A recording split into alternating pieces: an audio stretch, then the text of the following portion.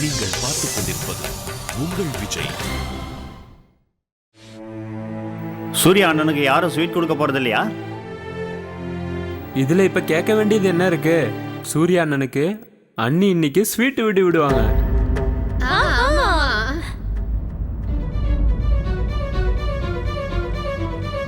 அண்ணி வாங்க.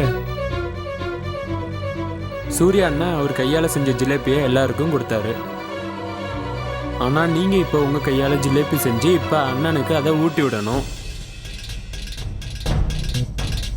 போங்க அண்ணி போங்க. இன்னைக்கு எல்லாருக்கும் ஒரு விஷயத்தை புரிய வைங்க. ஸ்வீட் கடைக்காரருடைய பொண்டாட்டியான நீங்க அவரை விட நல்ல ஜிலேபி செய்வீங்கன்னு புரிய வைங்க. போங்க அண்ணி. இந்த ராஜகுமாரிக்காக ராஜகுமாரனை எங்கிருந்து கொண்டு வருவீங்கப்பா? எங்க போய் தேடணும்னாலும் சரி தேடி கூட்டிட்டு வருவேன். உனக்காக நான் தேடுற பையன் உன்னை விட நல்லா படிச்சவனா இருப்பான். அவனுக்கு பக்தி அதிகமா இருக்கும், ரொம்ப மரியாதையா இருப்பான். எனக்கு புரிஞ்சிடுச்சு.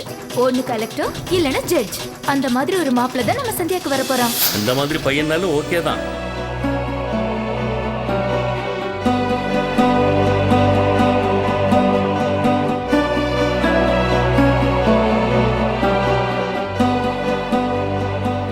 என் புருஷன் எழுத ஆரம்பிச்சா எல்லாரும் பார்த்துக்கிட்டே இருப்பாங்க.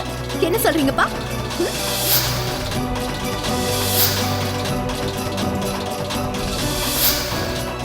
சூர்யா ஐயா 9வது பாஸ், நீங்க 7வது பாஸ்.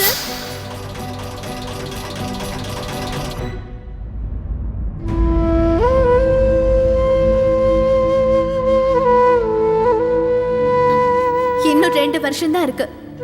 அதுக்கப்புறம் உங்க சந்தியா ஐபிஎஸ் ஆயிடுவா.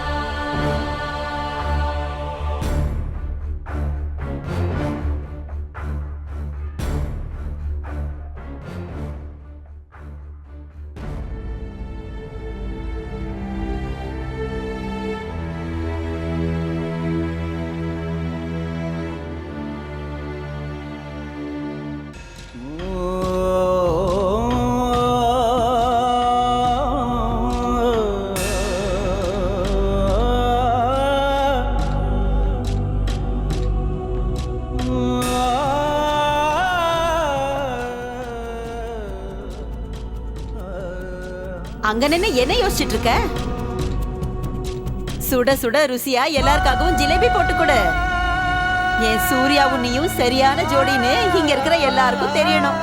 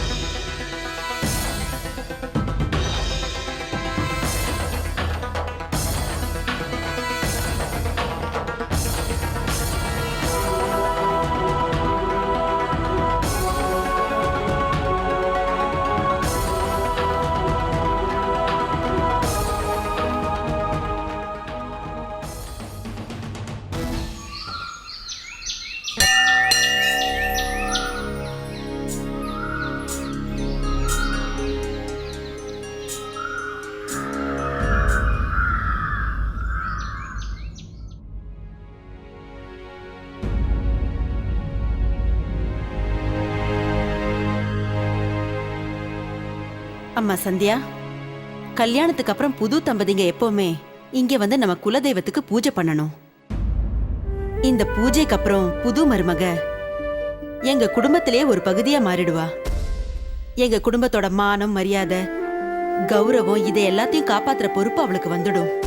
இப்ப நீ முழு மனசோட உங்க 2 பேரோட வாழ்க்கையும் நல்லா இருக்கணும்னு வேண்டிக்கிட்டு நம்ம குலதெய்வத்துக்கு பூஜை செய்யுமா. சம்பிரதாயப்படி எல்லாத்தையும் விட முதல்ல புது மருமக தம் புருஷன் கையால தீர்த்தத்தை வாங்கி குடிக்கணும்.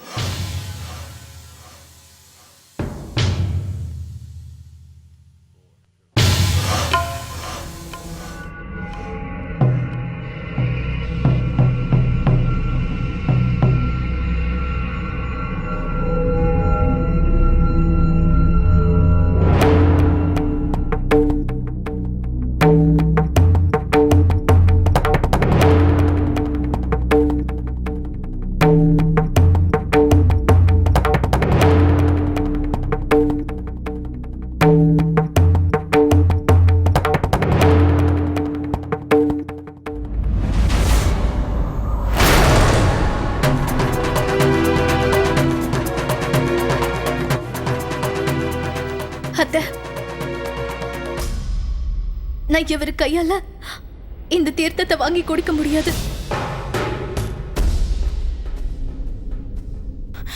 என்ன வளர சந்தியா நீ? ஏன் புள்ள கையால ஏன் தீர்த்தத்தை வாங்க முடியாது? இப்படி கோயிலுக்கு நடுவுல நின்னுகிட்டு என்ன வளரிட்டு இருக்க? அந்த அம்மன் உன்னை மன்னிக்கட்டும். புருஷன் கடவுள் மாதிரின்ற விஷயத்தை மறக்காத. அத்தை, புருஷனை ஒரு பொண்ணு கடவுளா நினைக்கணும்னு யாரோ ஒருத்தங்க வந்து அவகிட்ட சொல்லணும்னு அவசியம் இல்ல. அவ அப்படிதான் அவ புருஷனை மனசார ஏத்துக்கணும். ஆனா என்னோட மனசு இன்னும் இந்த கல்யாணத்தையே ஏத்துக்கல. அப்படி இருக்கும்போது இவரை புருஷனாவோ இல்ல கடவுளாவோ நான் எப்படி ஏத்துக்கிறது?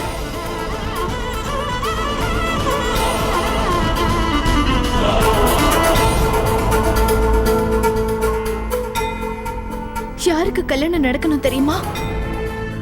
ஒரே மாதிரி லட்சியம் இருக்கிறவங்க, ஒரே மாதிரி கனவு இருக்கிறவங்க, ஒரே மாதிரி யோசிக்கிறவங்க, இவங்களுக்கு தான் அந்த கல்யாணம் நடக்கணும்.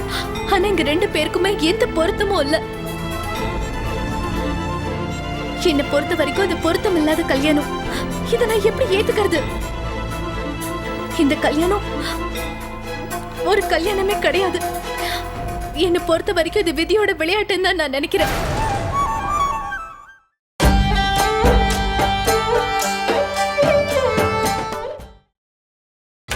நீங்கள் பார்த்துக் கொண்டிருப்பது உங்கள் விஜய். என்னை பொறுத்த வரைக்கும் இது விதியோட விளையாட்டுன்னு தான் நான் நினைக்கிறேன்.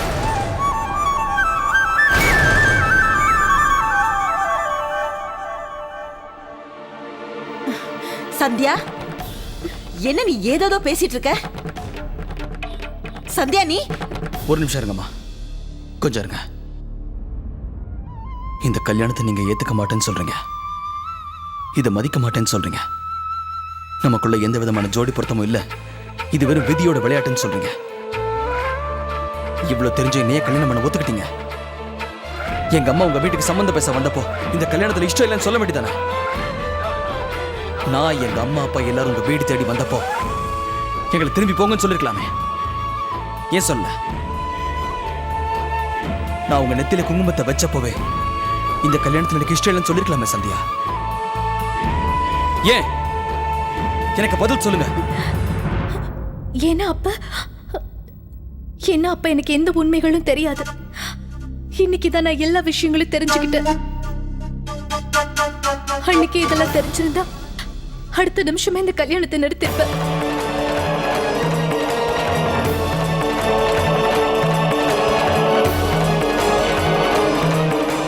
என்ன உண்மை தெரிஞ்சுக்கிட்ட?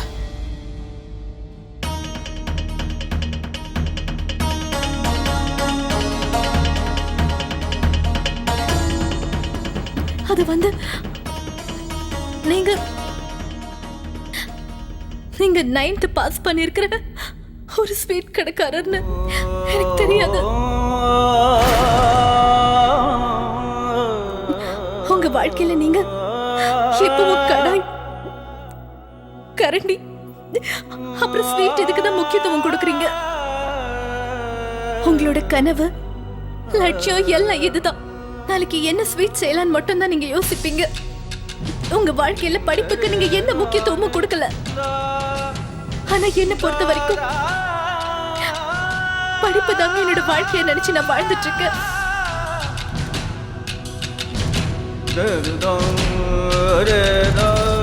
அது என்னோட மிகப்பெரிய கனவு.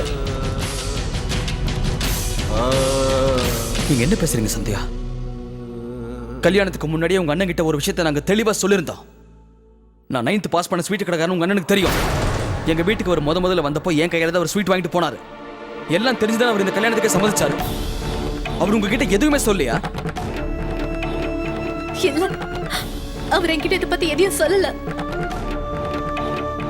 ஆனா இன்னைக்கு எல்லா உண்மைகளையும் நான் தெரிஞ்சுக்கிட்டேன். அத உங்க புள்ள உண்மையிலேயே ரொம்ப நல்ல மனுஷன். ஒரு நல்ல கணவரா இருக்கக்கூடிய எல்லா பண்புகளும் அவர்கிட்ட இருக்கு. ஆனா என்னுடைய கனவுகளையும் லட்சியங்களையும் பத்தி நிச்சயமே அவரால் புரிஞ்சுக்க முடியாது. என்ன பொறுத்த வரைக்கும் என்னோட லட்சியங்கள் தான் இப்ப எனக்கு முக்கியம். நாங்க 2 பேரும் வேற வேற மனுஷங்க. எங்க 2 பேராலையும் ஒருத்தர் கூட ஒருத்தர் இருக்கவே முடியாது. நாங்க 2 பேரும் சேர்ந்து வாழறது ரொம்ப ரொம்ப கஷ்டம். நாங்க 2 பேரும் ஒரு நொடி கூட ஒருத்தருக்கு ஒருத்தர் எந்த சந்தோஷத்தையும் கொடுத்துக்கவே முடியாது அத்தை. நாங்க 2 பேருமே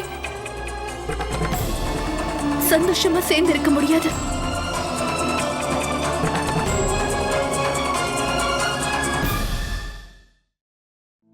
நான் வாழ்க்கையில ஒண்ணு சாதிக்கணும்னு நினைக்கிறேன்.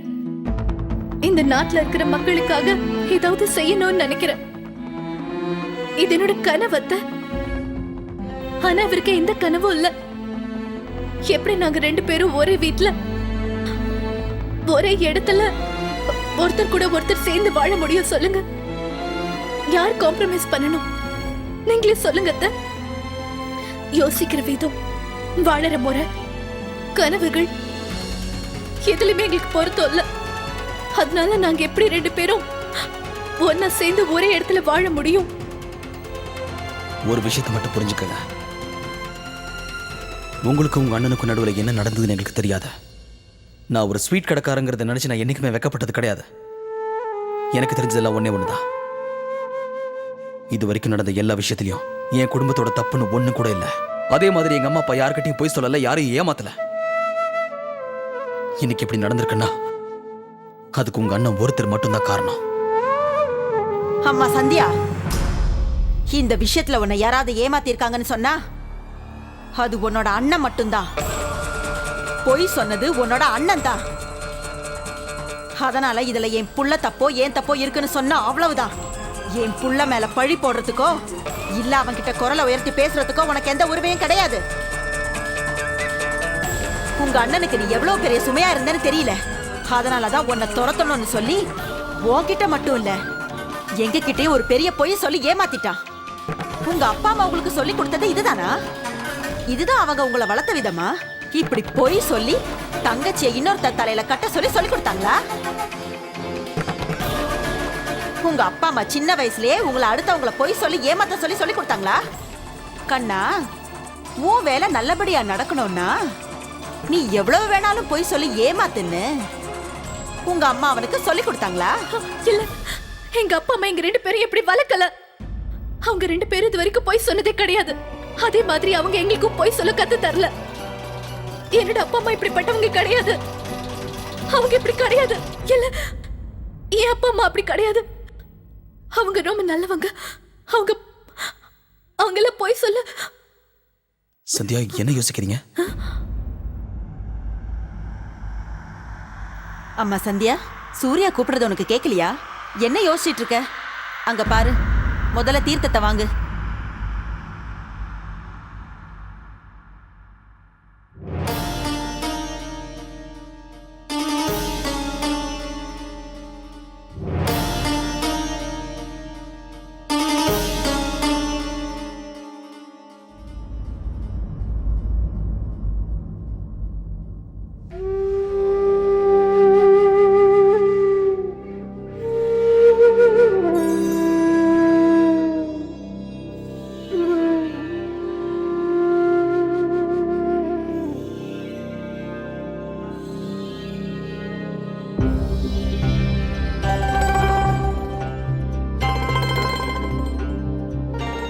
இப்ப பொண்ணோட கை மாப்பிள்ளை கை மேல வைக்கணும்.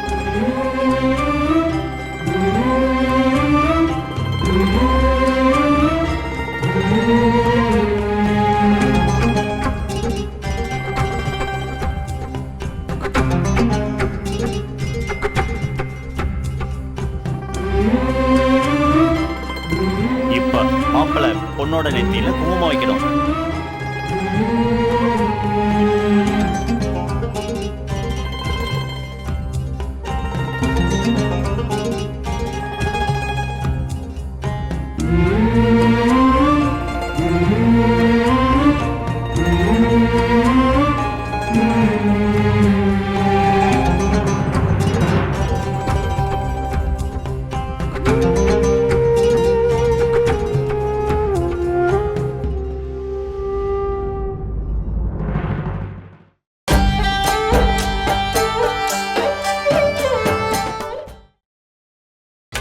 நீங்கள் பார்த்துக் கொண்டிருப்பது உங்கள் விஜய்.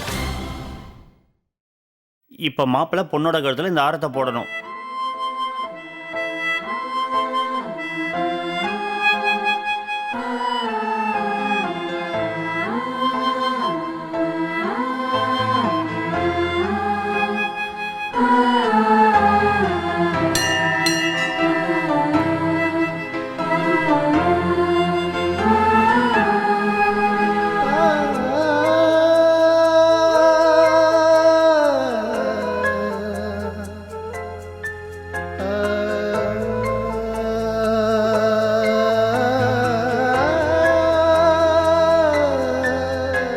இப்போ பெரியவங்க கிட்ட நீங்க 2 பேரும் ஆசீர்வாதம் வாங்கிக்கங்க.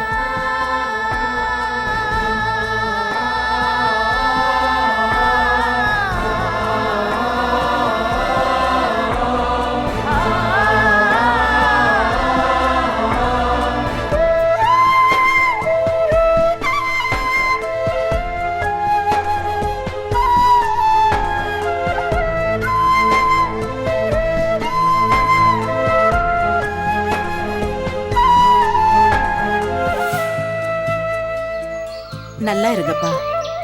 நீங்க 2 பேரும் எப்பவும் சந்தோஷமா இருக்கணுங்கிறது தான் என்னோட ஆசை. எப்பவும் தீர்க்க சுமங்கலியா சந்தோஷமா இருக்கணும். உண்மையிலே நீ ரொம்ப கொடுத்து வச்சவ. அதனாலதான் சூர்யா மாதிரி ஒரு நல்ல புருஷன் உனக்கு கிடைச்சிருக்கான். இந்த நிமிஷத்துல இருந்து புருஷனையும் குடும்பத்தையும் நல்லா பாத்துக்கணும்னு மட்டும் கனவு கண்டா போதும். அப்பதான் நீ ஒரு நல்ல பொண்டாட்டியா இருக்க முடியும். உன்னை பொறுத்த வரைக்கும் எப்பவுமே உன் புருஷனும் உன் புருஷன் குடும்பமும் தான் முக்கியமா இருக்கணும். இன்னில இருந்து அதுதாம்மா உன்னோட பொறுப்பு. அதை நல்லா நிறைவேற்று.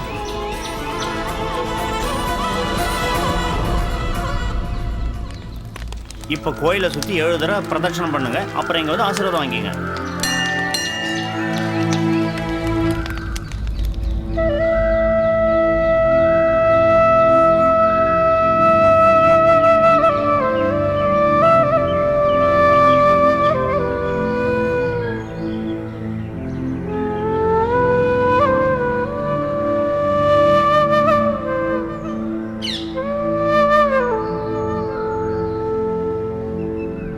கல்யாணம் நடக்கும்போது நம்ம அக்னியை 7 முறை சுற்றி வந்தோம். இப்போ குலதெய்வம் கோயிலில் மறுபடியும் 7 பிரதட்சணம் செய்ய போகிறோம். அப்படின்னா மொத்தம் 14 பிரதட்சணம். அப்போ நம்ம 14 ஜென்மத்துக்கு சேர்ந்தே தான் இருக்க போகிறோம்.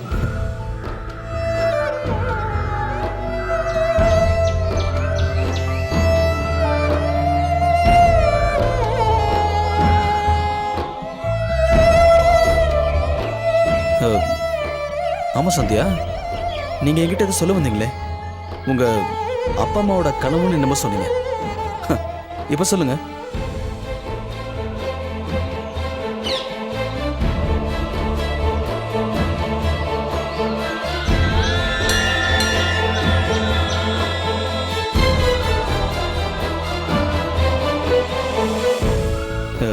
பரவாயில்ல, ஒன்றும் பிரச்சனை இல்லை. உங்களுக்கு இப்போ சொல்ல விருப்பம் இல்லைன்னா பொறுமையாக அப்புறம் சொல்லுங்க.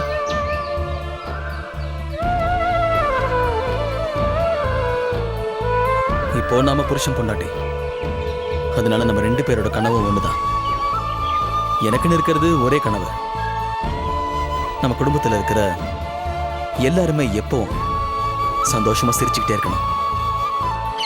அப்புறம் என்னோட வேலையை நான் செய்யறதுக்கு நீங்க துணையா இருக்கணும். நம்ம குடும்பத்துக்குள்ள யாருக்கும் எப்பவும் எந்த பிரச்சனையும் வரக்கூடாது.